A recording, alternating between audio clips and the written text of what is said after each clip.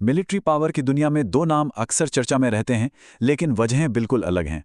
एक तरफ है भारत, दुनिया की एक उभरती हुई महाशक्ति, और दूसरी तरफ है ईरान, एक ऐसा क्षेत्रीय खिलाड़ी जिसे कोई नज़रअंदाज नहीं कर सकता। पर जब हम इन दोनों की सैन्य रणनीतियों को देखते हैं तो वो एक दूसरे से कितनी अलग हैं। चलिए आज इसी की गहराई में चलते हैं। तो देखिए, पहली नज़र में 2026 की रैंकिंग से बात बड़ी सीधी लगती है। भारत दुनिया की टॉप 5 फौजों में शामिल है, जबकि ईरान कहीं 14वें या 16वें नंबर पर आता है। लेकिन क्या सैन्य ताकत की पूरी कहानी बस इन नंबरों से पता चलती है, या इन रैंक्स के पीछे कोई और ज़्यादा गहरी हकीकत छिपी है? देखिए, ये मामला सिर्फ नंबरों का नहीं है, बिल्कुल नहीं। ये तो दो अलग अलग सोच, दो अलग अलग फलसफों की टक्कर है।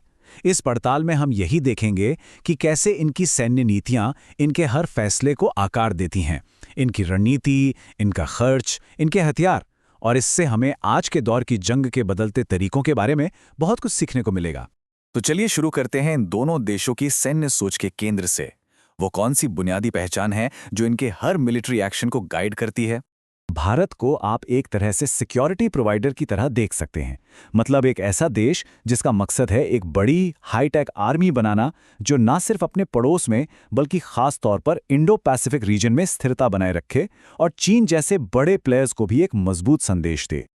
और दूसरी तरफ है ईरान, जिसे हम द ग्रेट डिसरप्टर कह सकते हैं। सालों से लगे प्रतिबंधों की वजह से उसने जंग के नियम ही बदल दिए हैं।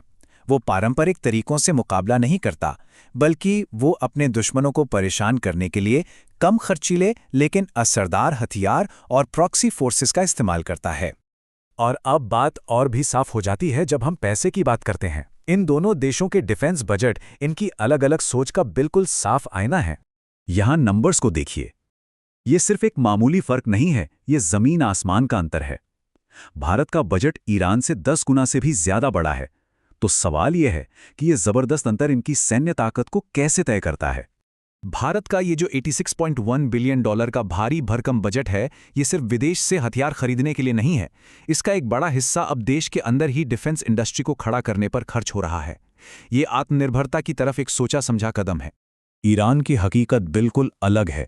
वो एक रेजिस्टेंस इकोनॉमी के तहत काम करता है, जिसे बाहरी दबाव झेलने के लिए बनाया गया है। उसे कम पैसों में ज़्यादा काम करना पड़ता है, और इसी मजबूरी ने उसे नए नए तरीके खोजने पर मजबूर किया है।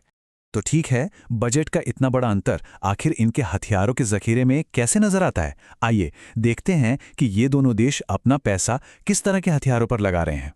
भारत एक लंबा खेल खेल रहा है। अग्नि 5 जैसी मिसाइल सिर्फ एक हथियार नहीं है, ये एक भू राजनीतिक संदेश है। ये एक भरोसेमंद न्यूक्लियर डेटरेंट है, जो ये पक्का करता है कि चीन जैसा ताकतवर देश भी भारत पर हमला करने से पहले 100 बार सोचे। वहीं ईरान का नजरिया बिल्कुल अलग है। उसका मकसद है सटीक हमले का लोकतंत्रीकरण करना। आसान भाषा में कहें तो एडवांस हथियार टेक्नोलॉजी को इतना सस्ता और आसान बना दो कि जंग के पुराने नियम ही बदल जाएं और पारंपरिक सैन्य ताकत का दबदबा कम हो जाए। इसका सबसे अच्छा उदाहरण है शाहिद 136 ड्रोन। अकेला ये ड्रोन शायद कुछ खास ना हो, लेकिन सोचिए, जब ऐसे सैकड़ों ड्रोन एक साथ हमला करते हैं तो वो करोड़ों डॉलर के एयर डिफेंस सिस्टम को भी नाकाम कर सकते हैं, और वो भी एक फाइटर जेट की कीमत के बहुत छोटे से हिस्से में। ये असममित युद्ध का बेहतरीन उदाहरण है। और यहीं पर ईरान का भूगोल भी उसका एक बड़ा हथियार बन जाता है।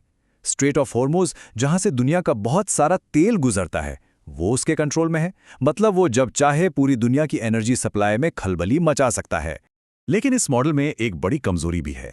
हाल के 2026 के संघर्षों ने यह साफ दिखाया है कि जब ईरान के प्रोडक्शन सेंटर्स और कमांड सेंटर्स को निशाना बनाया जाता है, तो उसका मिसाइल और ड्रोन का जो बड़ा जखीरा है, वो बहुत तेजी से कमजोर पड़ सकता है।